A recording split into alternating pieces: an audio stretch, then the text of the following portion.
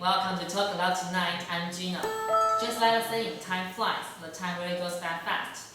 I just feel like I just came back home from New Year's party last night, but in fact, June is just in the corner. This is especially meaningful for the seniors because they're about to be graduating from colleges. Therefore, for today's topic, we are going to talk about what skills are essential for future graduates. Before the talk, let's welcome our guests tonight. Desmond. Good evening. Charlotte. Hello, everyone. Lydia. Hi. And Jill. Hi, everybody. Okay, now let's move on to the nature of this topic first. We all know that the population of graduates is increasing every year. So what are the key points to be different and have more chances to be higher than others are? One of our guests, Desmond, will reveal the secrets for us. Desmond, please. Thank you, Mr. Gino. For today's topic, I would like to start by showing this related table to make my statement clear. Let's look at this table first. The data in this table are from a questionnaire survey conducted by Cheers magazine in 2011. As you can see, the employers nowadays tend to hire those who have these features. First, motivation and flexibility. Secondly, the ability to solve problems. Thirdly, professional knowledge and skills. Interesting. So what are you guys' opinions about this survey? Well, I think it reflects the real situation because people who take this survey are the enterprises in present day. I don't think so. Look at its retrieval rate. It's only 42%. Furthermore, only 15 99 enterprises participate in this survey.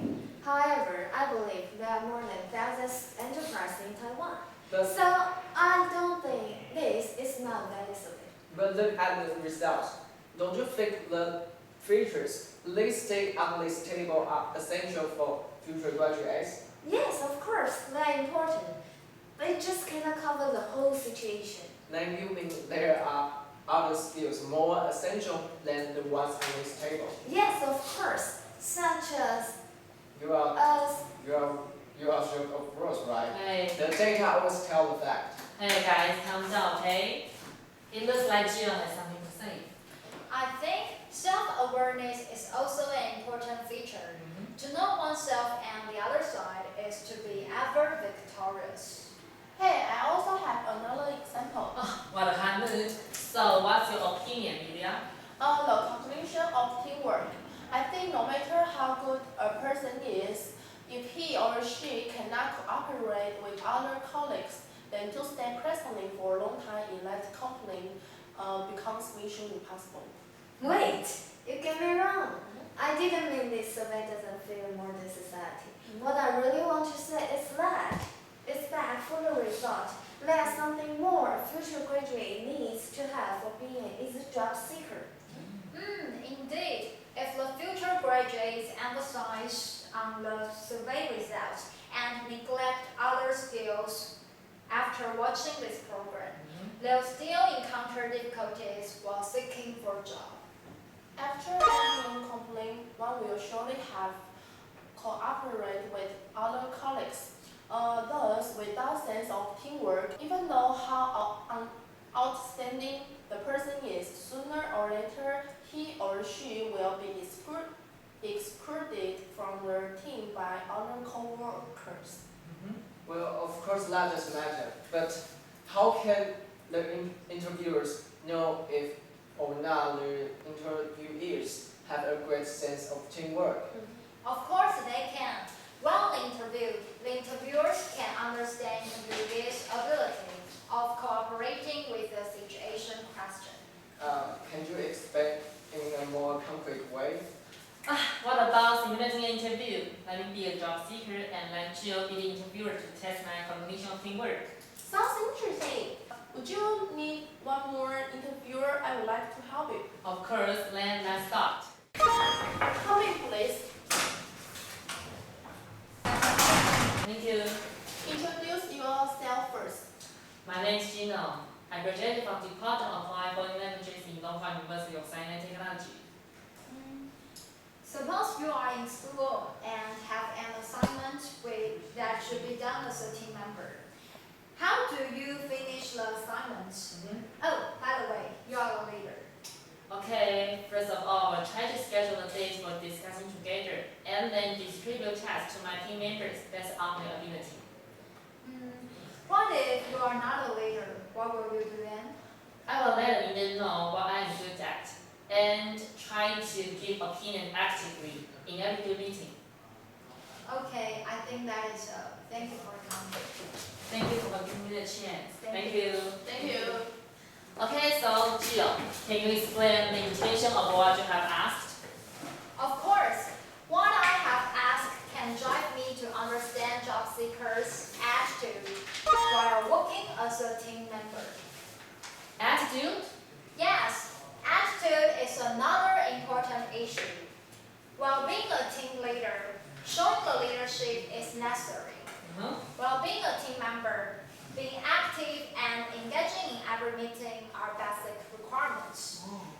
In other words, you must have self-awareness and be responsible for your duty. Lydia, I think you are a little far from what we are talking about.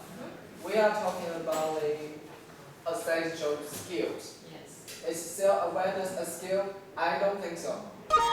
Of course, it's not a skill, but it's related to other skills. Can you give us examples?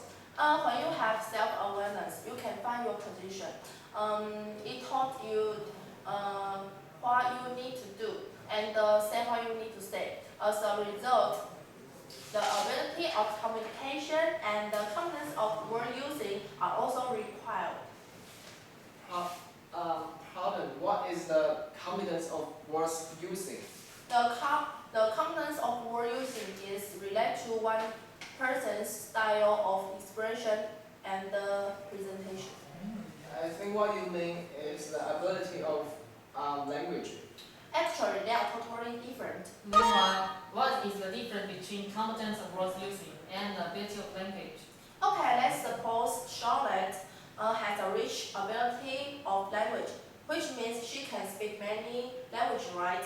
However, it doesn't mean she is a good at language user. So, if I have a great competence of words using, I could be a good speaker then?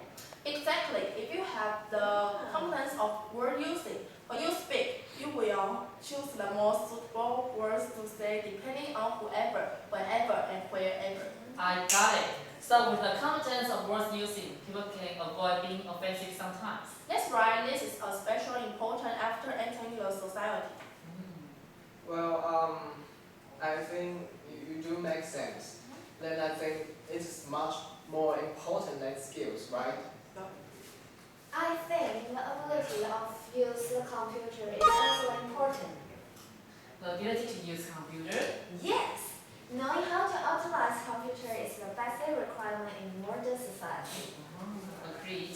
I know you guys still have other suggestions of good and essential skills for future graduates. However, due to the time limit, I'd like to finish this talk aloud now. Let's have it. I have another words to say in my mind. Sorry about that. Before the end, let's summarize today's key points.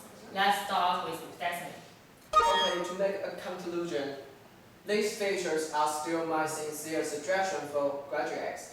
However, if you want to get more information, you can Google it. Besides, don't forget to discuss with your parents and teachers or any mentors. Thank you, Desmond. Charlotte, please. In such a developed society, the ability to use computer plays a vital role. Almost every job requires using of the computer.